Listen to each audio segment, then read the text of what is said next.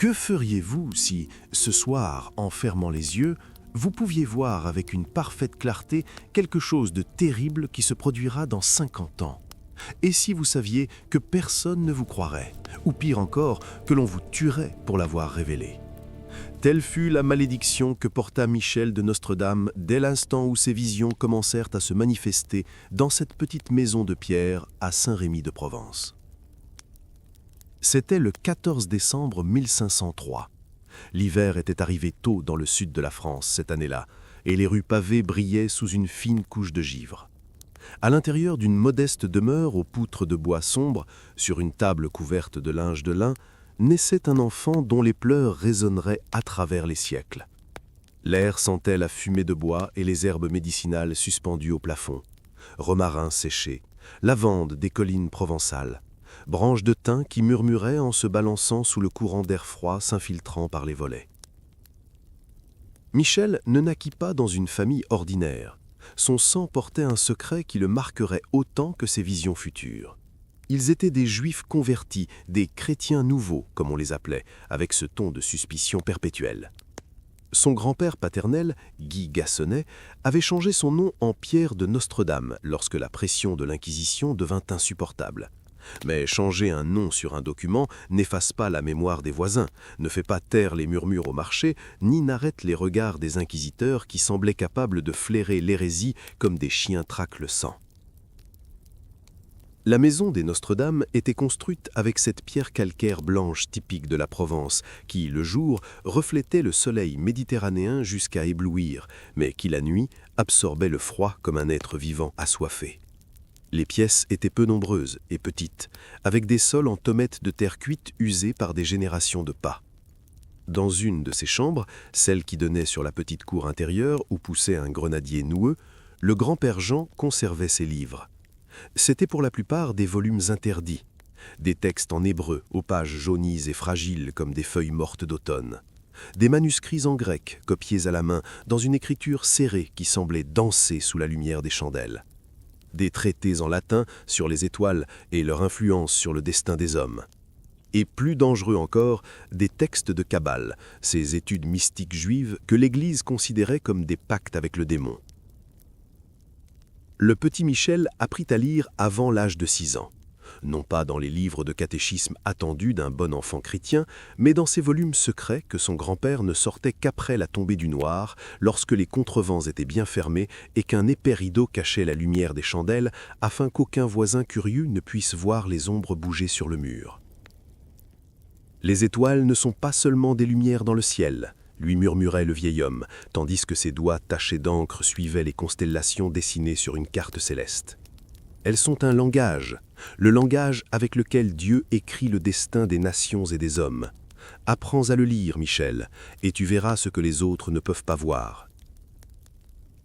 L'enfant s'asseyait sur un tabouret de bois près de la table de travail de son grand-père, les pieds pendants sans toucher le sol, et absorbait chaque parole. L'odeur de l'encre fraîche se mêlait à l'arôme amer du café que le vieil homme buvait dans de petites tasses de céramique bleue. Le craquement du papier lorsqu'il tournait les pages.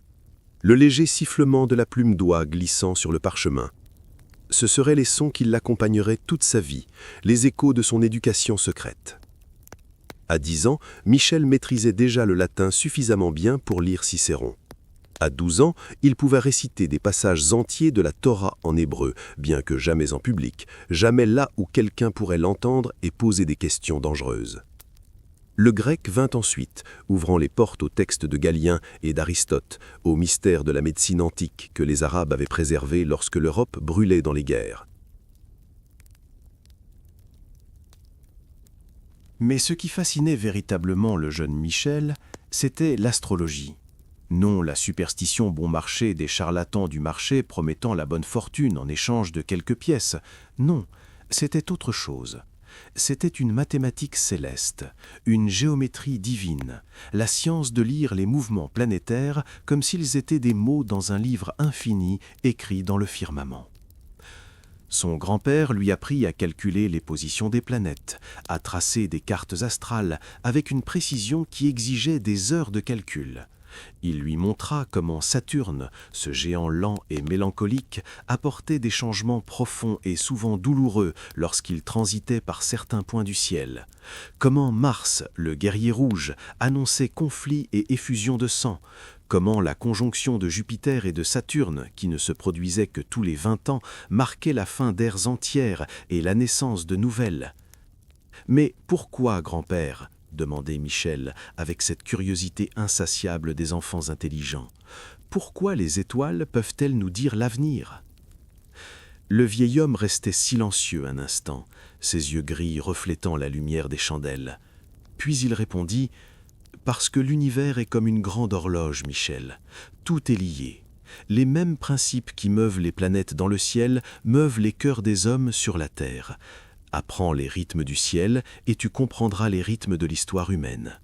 Apprends à écouter le silence entre les étoiles et peut-être, seulement peut-être, entendras-tu autre chose. » Cette autre chose demeurait indéfinie, flottant dans l'air chargé d'encens et de mystère de cette chambre secrète. Mais Michel pressentait ce dont parlait son grand-père.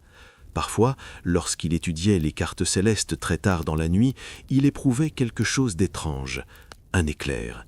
Une sensation fugace de savoir quelque chose qu'il ne devrait pas savoir, comme si une porte s'ouvrait un instant dans son esprit, laissant entrer un rayon de lumière venu d'un lieu qui n'appartenait pas au présent.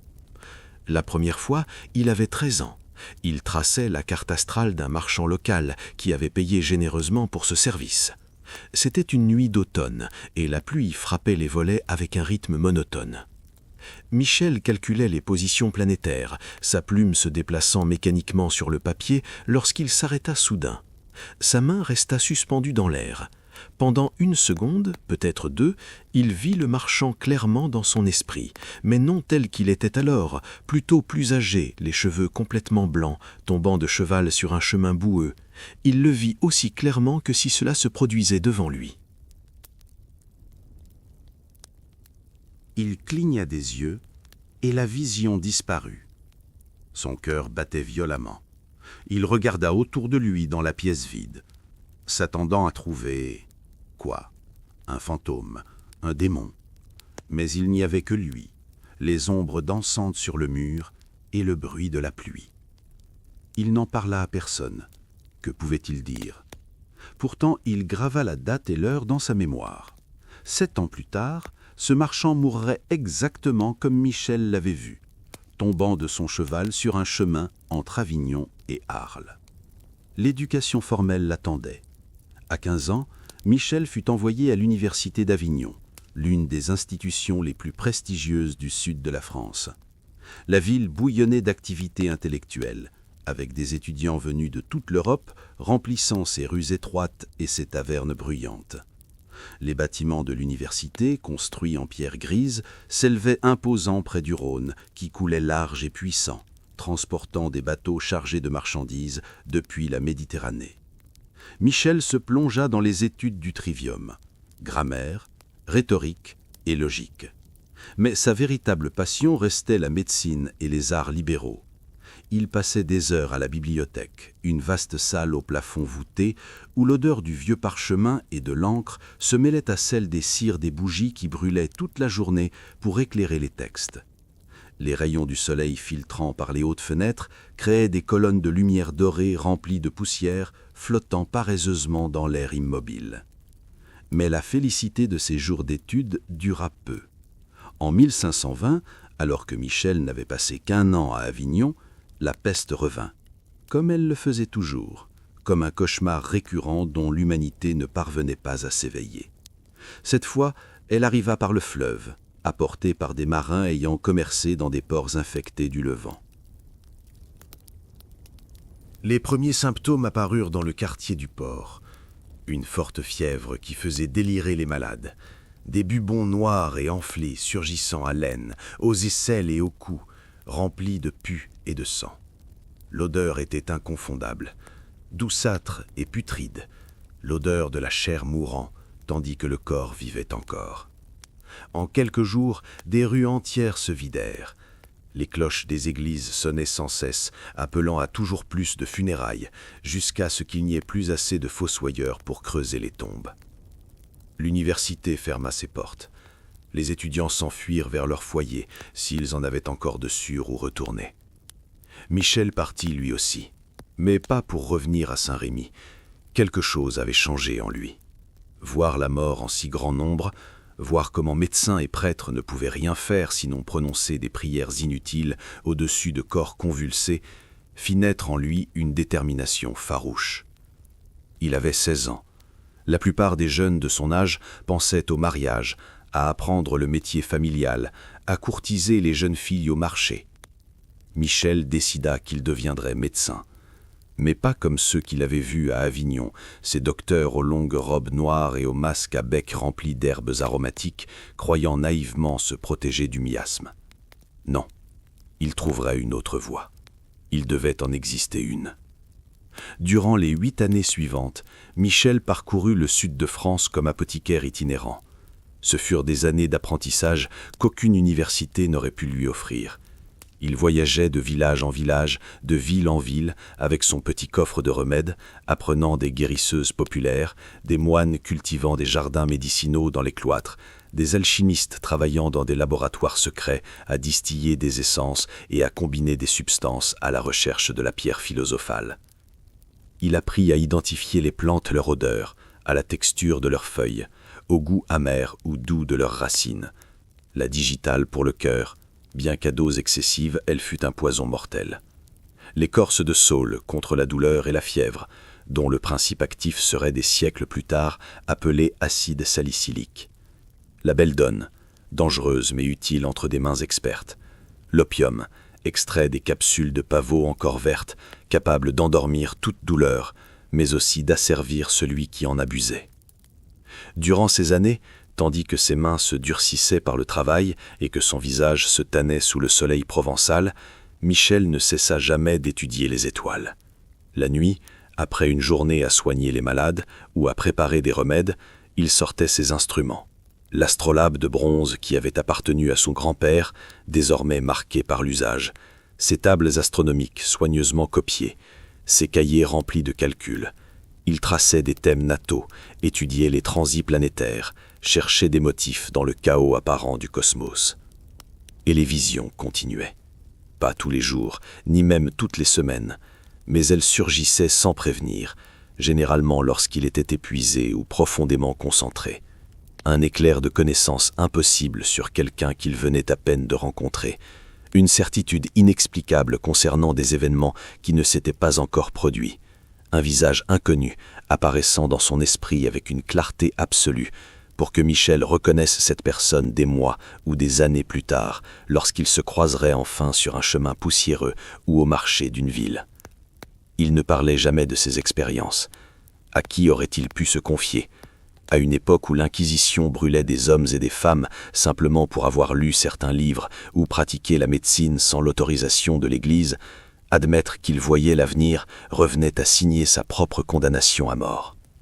Il gardait donc le silence, observait, apprenait et attendait. Il attendait de comprendre ce qui lui arrivait. Il attendait d'apprendre à maîtriser ce don ou cette malédiction. Car déjà, à seulement 24 ans, Michel de Nostradame commençait à comprendre quelque chose de terrible. Il pouvait voir des fragments du futur, mais il ne pouvait pas le changer. C'était comme se tenir derrière une vitre épaisse, observant quelqu'un marcher vers un précipice, hurlant des avertissements que personne ne pouvait entendre. Cette impuissance deviendrait la croix qu'il portera le reste de sa vie. Chapitre 2. Le médecin révolutionnaire. Le soleil d'août tombait implacablement sur les pavés de Montpellier lorsque Michel de Nostradame, âgé de 26 ans, franchit les portes de la faculté de médecine. Nous étions en 1529, et ses bottes usées par des années de route poussiéreuse résonnaient sur le sol de pierre du cloître médiéval. Il ne portait avec lui qu'un petit coffre contenant ses effets personnels et quelque chose de bien plus précieux. 8 années d'expérience réelle à combattre les maladies dans des villages et des villes où la mort rendait visite avec une régularité sinistre. La faculté de médecine de Montpellier était un bâtiment austère de pierre jaunâtre, au long couloir où l'écho de chaque pas se multipliait à l'infini.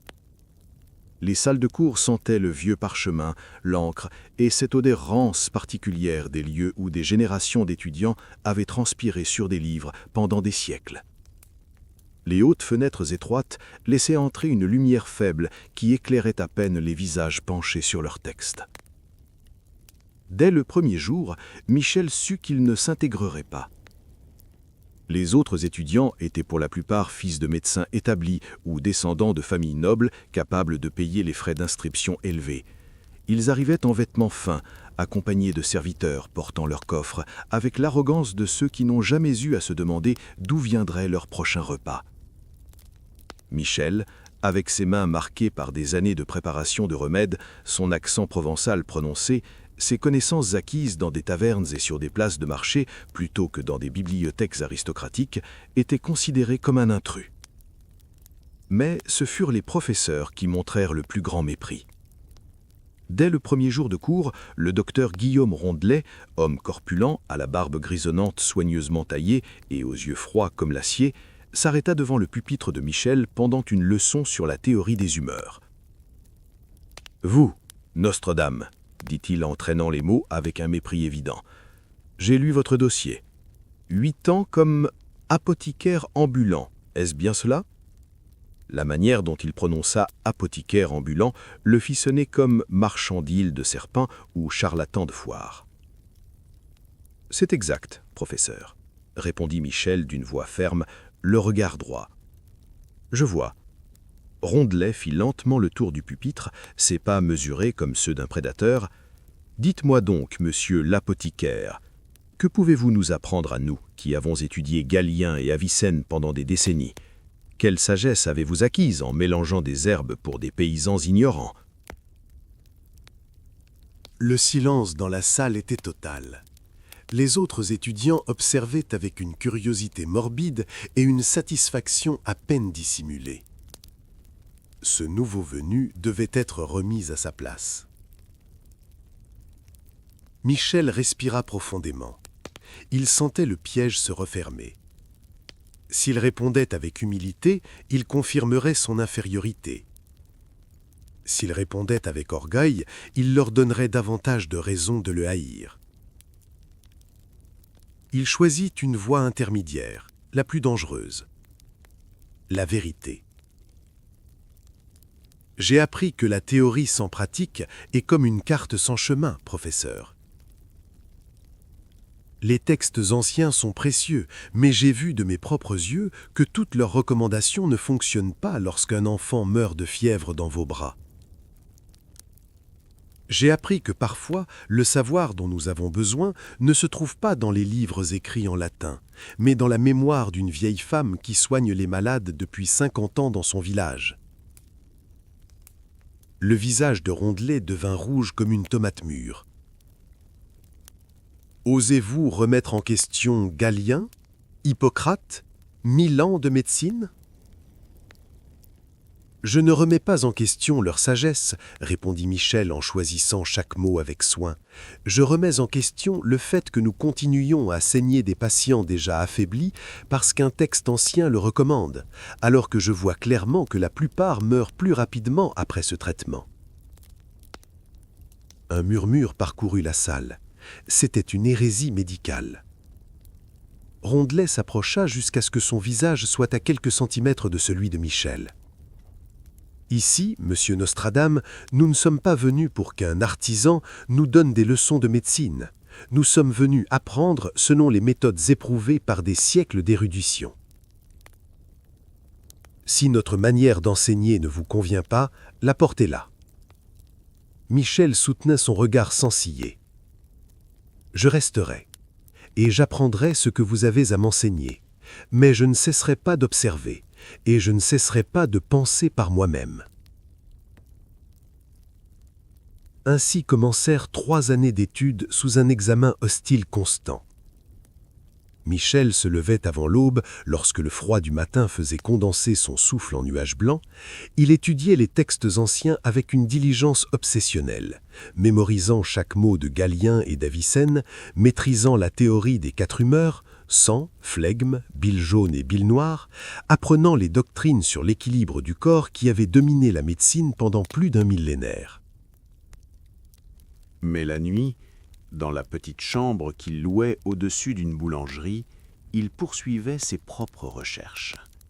Il comparait ce que disaient les livres avec ce qu'il avait observé durant ses années d'apothicaire. Il tenait des journaux méticuleux où il notait quels remèdes fonctionnaient réellement et lesquels étaient inutiles, voire nuisibles. Il étudiait les étoiles, cherchant des corrélations entre les transits planétaires et l'évolution des maladies. Et les visions continuaient, de plus en plus fréquentes, de plus en plus intenses. Une nuit, alors qu'il étudiait un texte sur les fièvres tertiaires, la bougie vacilla. Michel leva les yeux, agacé par le courant d'air, et soudain la pièce changea. Les murs de pierre disparurent. Il se vit lui-même, mais plus âgé, beaucoup plus âgé, à la barbe blanche et au visage profondément ridé, assis dans un autre cabinet, écrivant furieusement dans un grand livre.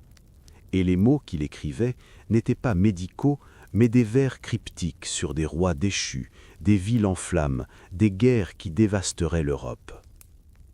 La vision ne dura qu'un instant, mais elle le laissa tremblant, couvert d'une sueur froide. Il ouvrit grand la fenêtre. L'air frais de la nuit l'aida à reprendre son souffle.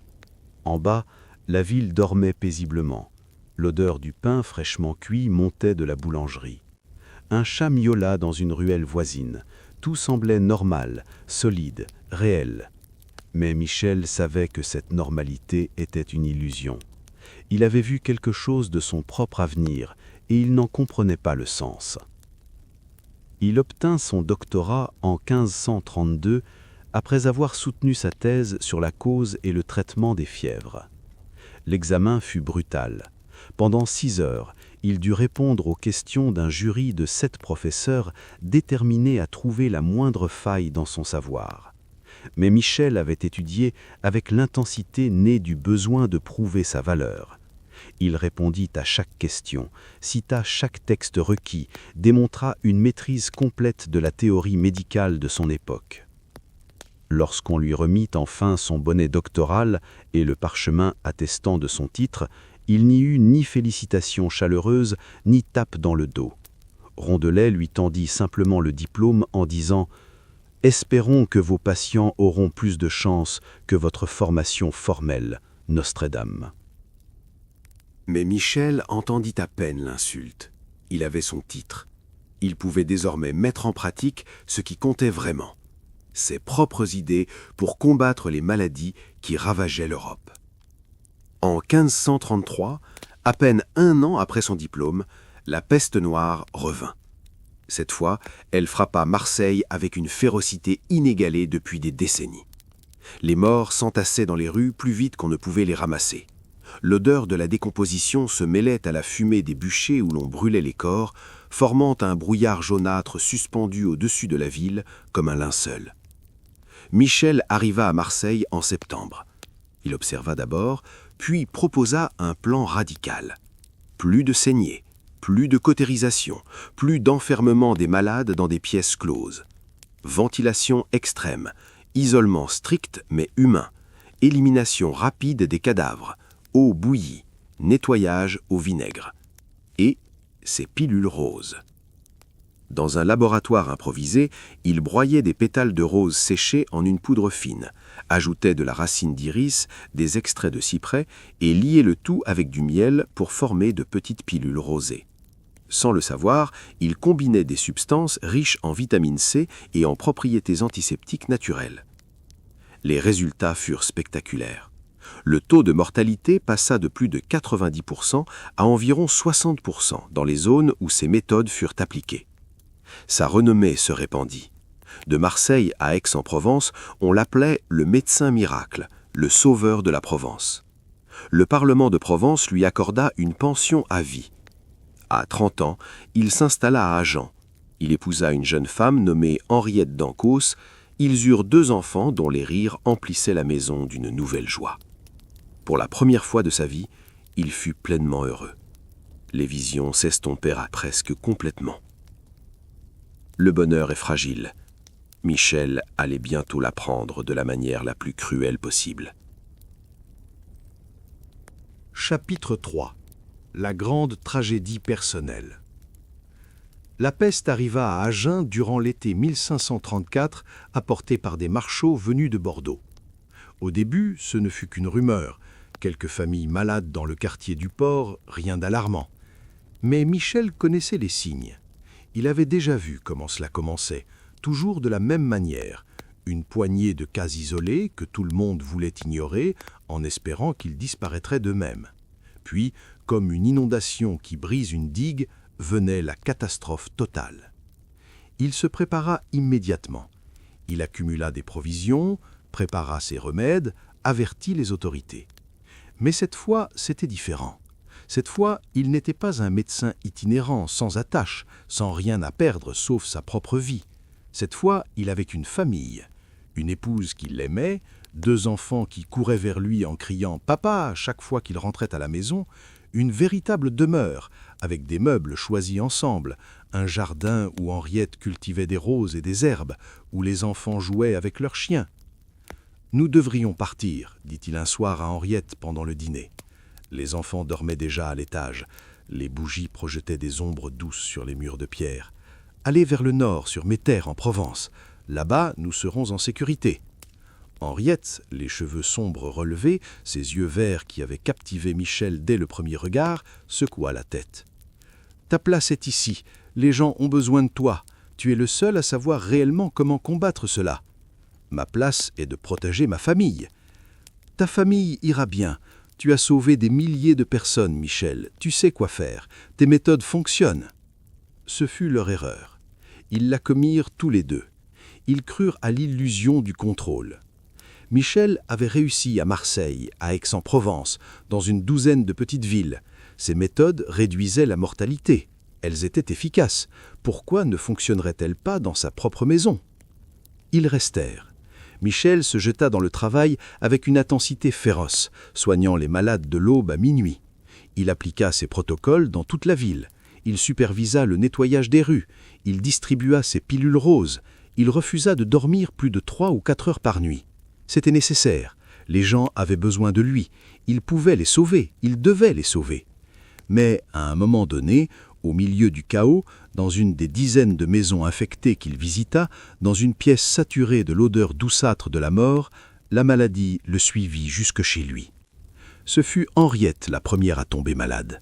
Un matin d'août, elle se réveilla avec de la fièvre. « Ce n'est rien, dit-elle en essayant de sourire, tandis que la sueur trempait sa chemise de nuit. Sans doute un simple refroidissement d'été. » Mais Michel vit le premier bubon apparaître sur son cou le jour même. Une enflure grosse comme une noix qui s'assombrit peu à peu jusqu'à devenir noire. Son cœur se changea en pierre glacée dans sa poitrine. Non, pas elle, pas ici, pas maintenant. Il en avait sauvé tant. Pourquoi ne pouvait-il pas sauver la seule personne qui comptait réellement? Il appliqua toutes ses méthodes. Il lui donna les pilules roses qui avaient sauvé des centaines de vies. Il maintint sa chambre parfaitement aérée. Il nettoya ses plaies avec du vinaigre et des herbes. Il resta assis près de son lit 3 jours sans dormir, tenant sa main, rafraîchissant son front brûlant avec des linges humides, lui murmurant qu'elle survivrait, qu'il la sauverait. Henriette mourut à la 4e nuit de fièvre, juste au moment où le ciel commençait à pâlir à l'aube. Son dernier souffle fut si léger que Michel le remarqua à peine. Elle cessa simplement de respirer, sa main encore chaude dans la sienne, ses yeux fermés comme si elle dormait. Il n'eut pas le temps de pleurer. Ce même matin, son fils aîné développa de la fièvre. À midi, le plus jeune aussi. Michel se mouvait comme un automate, répétant les mêmes traitements, les mêmes techniques qui avaient échoué pour son épouse. Il savait qu'elles ne fonctionneraient pas.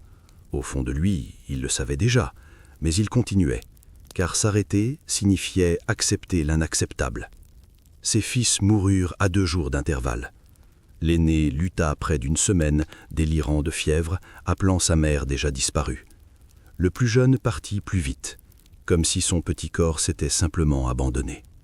Michel creusa lui-même leur tombe dans le jardin, près des roses d'Henriette.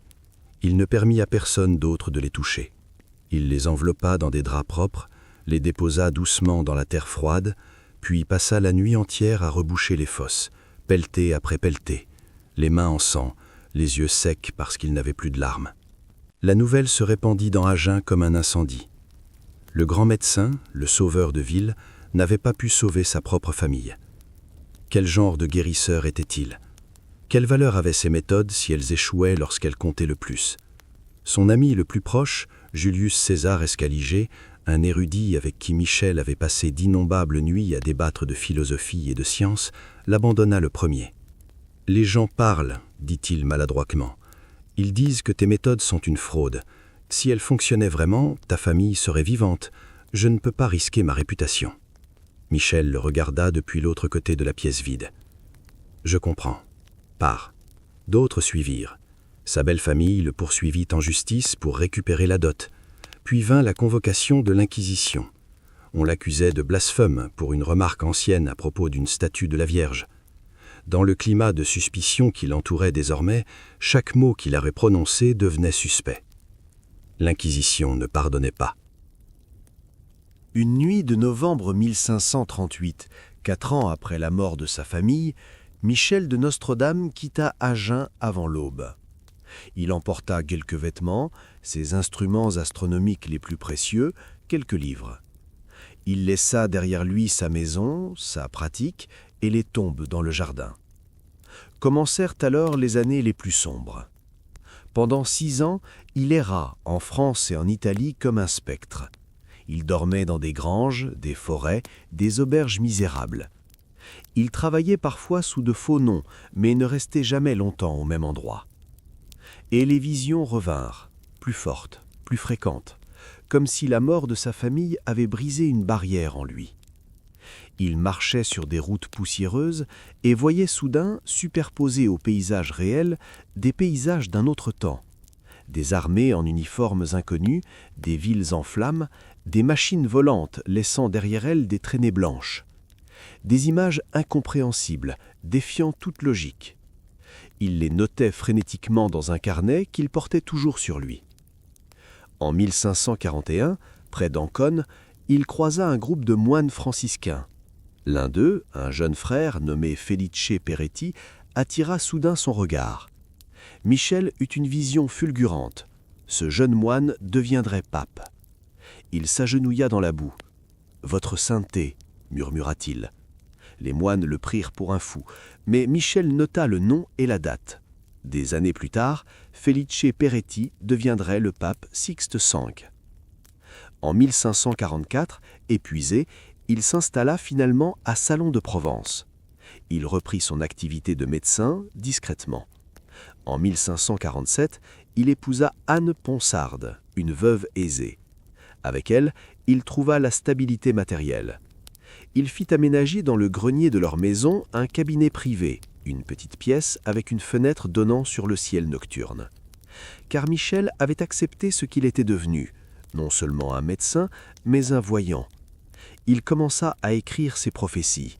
Pas clairement, pas directement, il développa un langage codé, obscur, pour éviter l'Inquisition.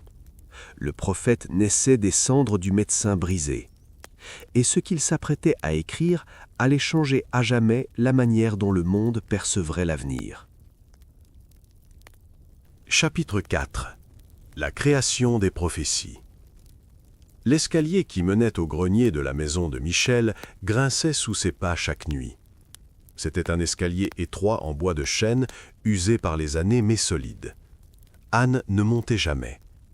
Dès le début, elle avait accepté que son mari ait besoin de cet espace privé pour ses études. Elle ne demandait jamais ce qu'il faisait là-haut pendant des heures, parfois toute la nuit. Il valait mieux ne pas savoir. Dans la France du milieu du XVIe siècle, l'ignorance pouvait être une forme de protection. Le cabinet d'études était spartiate. Une pièce d'environ 4 mètres sur 3, avec un plafond incliné suivant la forme du toit. Une unique fenêtre ronde, comme un œil tourné vers l'univers, dominait le mur nord. Devant elle, Michel avait placé une lourde table en bois sombre. Sur la table, ses instruments.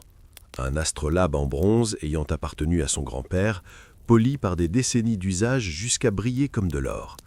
Plusieurs livres aux pages tachées de cire de bougie, des piles de parchemins couverts de calculs astronomiques, des plumes d'oie taillées avec précision, des encriers en céramique remplis d'une encre noire épaisse comme du sang.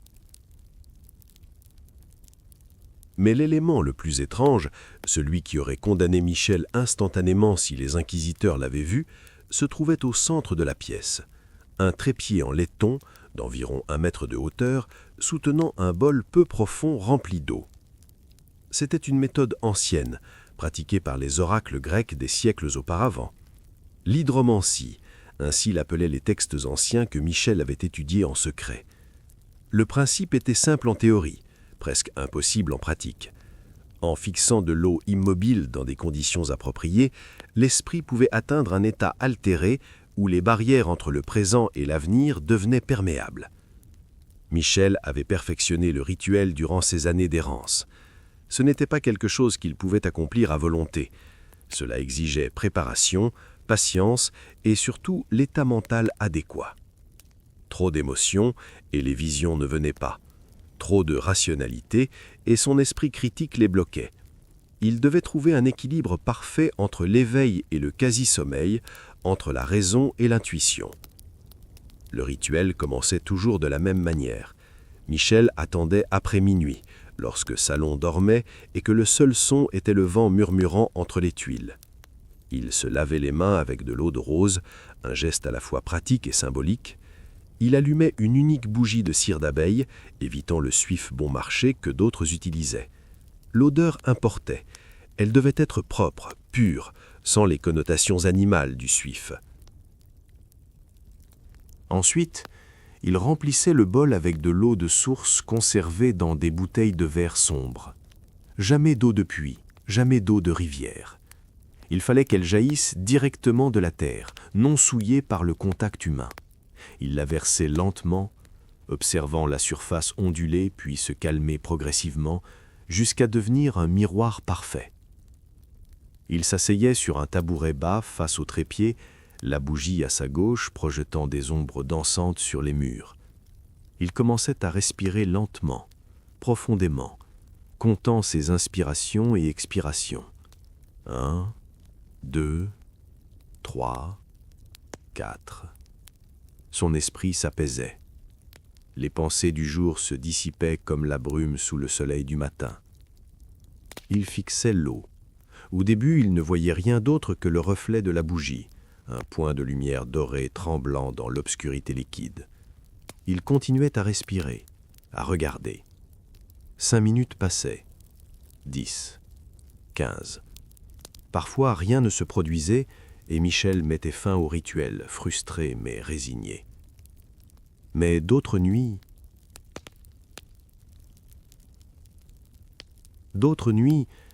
la surface de l'eau semblait changer. Pas physiquement. Si quelqu'un d'autre avait été présent dans la pièce, il n'aurait vu qu'une eau immobile. Mais pour Michel, entraîné après des années de pratique à percevoir ces subtiles altérations de conscience, l'eau devenait profonde, comme s'il ne regardait plus dans un bol peu profond, mais dans un abîme infini. Alors venaient les images, d'abord floues, puis plus nettes, des visages de personnes qu'il n'avait jamais connues, des lieux qu'il n'avait jamais visités, des événements sans contexte, impossibles à situer dans une chronologie connue. Il voyait un homme à la barbe rousse dans une cellule de prison, sa tête séparée de son corps tandis qu'une foule vociférait. Il voyait une ville entière en flammes, des bâtiments s'effondrant tandis que des gens couraient dans des rues illuminées par le feu. Il voyait d'étranges machines se mouvoir sans chevaux, laissant derrière elles des traînées de fumée noire. Il voyait le ciel rempli d'oiseaux de métal rugissant plus fort que le tonnerre. Il voyait des montagnes de corps empilés comme du bois, plus de morts qu'il ne pouvait en compter, plus de souffrances qu'il ne pouvait en comprendre.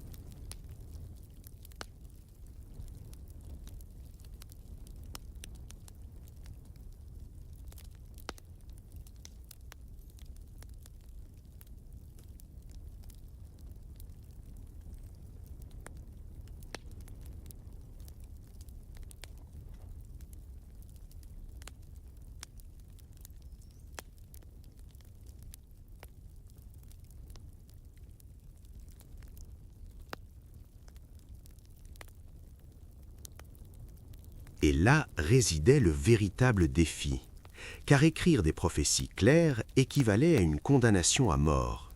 L'Inquisition avait brûlé assez de prophètes, d'astrologues et de voyants pour remplir un cimetière. La frontière entre prophétie acceptable et hérésie condamnable était mince et changeante. Prédire la mort d'un roi pouvait être considéré comme une trahison.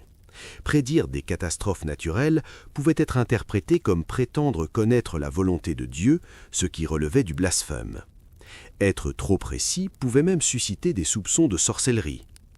Ainsi, Michel développa un code, le code Nostradamus, comme on l'appellerait plus tard. D'une complexité brillante, il était conçu pour préserver l'essence des visions tout en les rendant presque impossibles à déchiffrer sans la connaissance ultérieure des événements. D'abord, il écrivait en quatrains. 4 vers comme les poèmes chantés par les troubadours, mais avec un tout autre objectif. La structure poétique permettait l'ambiguïté, autorisait de multiples interprétations. Un bon poème signifie toujours plus d'une chose, et Michel exploitait cette propriété à son avantage. Ensuite, il mélangeait les langues sans pitié. Une ligne pouvait être en ancien français, la suivante en latin, puis un mot en grec, une référence en hébreu. Pour comprendre pleinement ces quatrains, il fallait être polyglotte, connaître les classiques et saisir les références kabbalistiques qu'il avait apprises de son grand-père. Troisièmement, il utilisait des anagrammes et des noms codés. S'il voyait un dirigeant dont le nom commençait par N, il l'appelait Napulon ou Naplon, ou toute autre variation qui obscurcissait tout en conservant l'essence. Les villes étaient renommées, les pays étaient désignés par des caractéristiques géographiques ou des symboles historiques. Quatrièmement, et peut-être le plus important, il détruisait complètement la chronologie. Les visions ne venaient pas dans l'ordre temporel, de toute façon. Un jour, il pouvait voir quelque chose de l'an 1600, la nuit suivante, quelque chose de 1940. Michel mélangeait intentionnellement les quatrains, les organisant non pas selon la date des événements, mais dans un ordre presque aléatoire. Cela avait 2 objectifs: le protéger des accusations de complot contre des souverains spécifiques et garantir que ce ne serait qu'après qu'un événement se serait produit que l'on pourrait reconnaître la prophétie. Une nuit typique d'écriture pouvait se dérouler ainsi. Michel entrait en transe devant le bol d'eau. Il voyait une vision, un roi, jeune et puissant, participant à un tournoi. Il voyait la lance se briser, un éclat traversant quelque chose de doré, le roi tombant, le sang, la mort. L'émotion était intense, douleur, choc, une nation en deuil. Il sortait de la transe en sueur, tremblant. Immédiatement, il saisissait plume et parchemin avant que les détails ne s'estompent. Il commençait à écrire. Le lion jeune le vieux surmontera, en chant bellique par singulier duel. Dans cage d'or les yeux lui crevera, 2 classes une, puis mourir, mort cruelle. Ainsi travaillait Michel, nuit après nuit, mois après mois. Le processus était épuisant. Les visions le laissaient faible, parfois avec des maux de tête aveuglants durant des jours. L'écriture exigeait une concentration immense, et le poids émotionnel de ce qu'il voyait, les catastrophes futures qu'il ne pouvait empêcher, usait son âme comme l'eau use la pierre. Il commença à tenir 2 cahiers. L'un contenait les quatrains codés qu'il publierait éventuellement. L'autre renfermait ses notes privées, des interprétations plus directes, des dates qu'il tentait de calculer par l'astrologie, des noms non codés lorsqu'il les connaissait. Ce second cahier ne devait jamais être vu par d'autres yeux. Il le cachait dans un compartiment secret derrière un panneau disjoint dans le mur de son cabinet. Vers 1550, Michel de Notre-Dame, désormais sous la forme latinisée de son nom, Nostradamus, envoya le manuscrit de ses 3 premières centures à un imprimeur de Lyon. Les pages se multiplièrent, copie après copie sortant des presses, portant ces prophéties codées dans le monde. La réaction fut immédiate et polarisée. Certains le proclamèrent génie, prophète moderne, comparable aux voyants de l'Ancien Testament. D'autres le traitèrent de charlatan, de sorcier, d'agent du diable. L'Église était divisée. Certains évêques condamnèrent l'ouvrage, d'autres le trouvèrent fascinant. La Sorbonne débattait de son interdiction. Les autorités civiles ne savaient que faire de lui. Mais c'est au palais royal que les prophéties de Nostradamus auraient leur plus grand impact, car une personne les lirait avec une attention particulière, cherchant anxieusement le moindre indice sur l'avenir de la France et de sa famille. Catherine de Médicis, reine consorte de France, est la femme la plus puissante d'Europe. Chapitre 5. La relation avec la cour et le cas d'Henri II.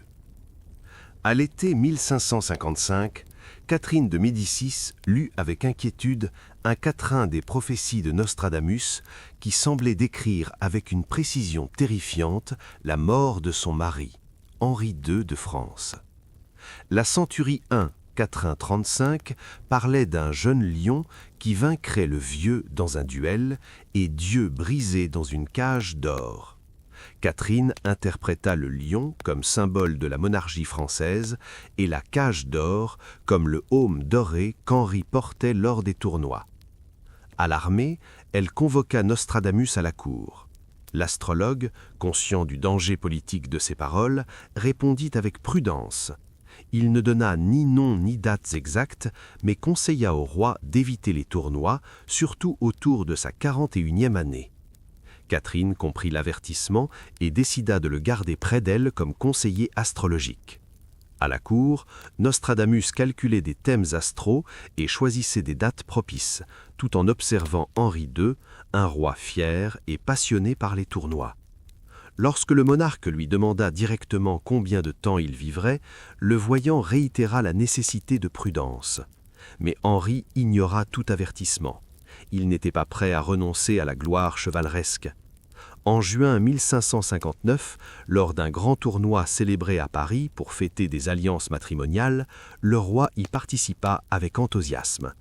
Lors de son dernier combat, il affronta Gabriel de Montgomery, un adversaire plus jeune. Au choc des lances, un éclat pénétra la visière dorée du aume du roi et traversa son œil, atteignant le cerveau. Après 10 jours d'agonie, Henri mourut le 10 juillet 1559. Le quatrain fut relu dans toute l'Europe. Le duel singulier, le jeune lion contre le vieux, la cage d'or, les yeux brisés, tout semblait se réaliser avec une précision effrayante. La renommée de Nostradamus explosa. Il avait averti la reine 4 ans auparavant. Devenue reine-mère et régente, Catherine le protégea et le maintint comme conseiller pour les affaires occultes. Cependant, pour Nostradamus, la confirmation fut amère. Il avait vu l'avenir, mais n'avait pu le changer. La mort d'Henri II laissait une leçon inquiétante. Connaître le destin ne signifie pas avoir le pouvoir de le modifier. La renommée est une épée à double tranchant. Après la mort d'Henri II, Nostradamus devint à la fois l'homme le plus célébré et le plus haï de France. Les nobles payaient des fortunes pour ses horoscopes, tandis que les prédicateurs calvinistes le traitaient d'agent de Satan et que des catholiques fanatiques soulignaient ses origines juives. Il y eut même des tentatives d'assassinat, dont seuls les gardes personnels payés par Catherine le sauvèrent. En 1560, il retourna définitivement à Salon. À 57 ans, son corps le trahissait. La goutte et l'hydropécie l'empêchaient de monter à son étude. Cependant, son esprit restait vif et les visions se faisaient plus fréquentes. Il compléta jusqu'à la 10e centurie plus de 900 quatrains couvrant des événements jusqu'à l'an 3797. À Catherine, qui lui écrivait pour s'informer de l'avenir de la France, il répondit avec précision. La maison de Valois verrait sa fin et un Bourbon de Navarre apporterait la paix après sa conversion au catholicisme. En 1564, la reine visita Salon en personne. Cette nuit-là, dans l'étude privée de Michel, elle lui révéla ce qu'il savait déjà. Tous ses enfants mourraient jeunes avant qu'Henri de Navarre ne monte sur le trône. Catherine vivrait pour voir 3 d'entre eux couronnés, mais mourrait avant le dernier. Chaque mot s'avéra exact. Après cette rencontre, Michel ressentit une fatigue qui allait au-delà du physique. Son secrétaire, Jean Haïm de Chavigny, le visitait quotidiennement pour recevoir ses derniers dictés. Le 1er juillet 1566, il lui donna une dernière instruction. « Écris ceci. Demain, à l'aube, je ne serai plus là. Tu trouveras mon corps entre le lit et le banc sous la fenêtre. » Lorsque Chavigny demanda s'il craignait la mort, Michel répondit que non. Ce qu'il craignait, c'était que ces prophéties soient mal interprétées comme des fatalités inévitables, plutôt que comme des avertissements. « L'avenir est comme une rivière avec de nombreux affluents, expliqua-t-il. Je vois les courants principaux, mais je ne peux pas voir chaque pierre du lit de la rivière. » Cette même nuit, incapable de dormir, Chavigny revint à la maison avant l'aube. Michel reposait dans le lit, sa respiration à peine perceptible. Il attendit en silence, tandis que le ciel passait du noir au bleu foncé, puis au gris rosé de l'aube sur les toits de salon.